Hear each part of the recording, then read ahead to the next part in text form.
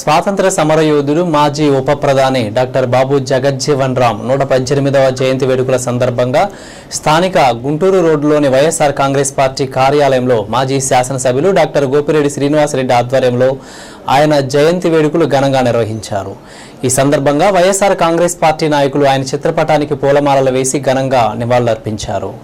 ఈ కార్యక్రమంలో YSR Congress party SC corporation మాజీ డైరెక్టర్ కందుల ఇజ్రా, ఎస్టీ కార్పొరేషన్ మాజీ డైరెక్టర్ పాలపర్తి వెంకటేశ్వరరావు, పార్టీ పట్టణ నాయకులు పొంగులూరు విజయకుమార్, కె పౌలు, మైలేరి మార్క్, మాణిక్యం, కోట చిన్నబాబు, బూదాల కళ్యాణ్, నేలటూరి సురేష్, నందిగం అభిరామ్, సిహెచ్ ద్వారక, అనిల రాఘవులు, పోతంశెట్టి అంజీ, ఎస్ రుక్మిణిబాబు,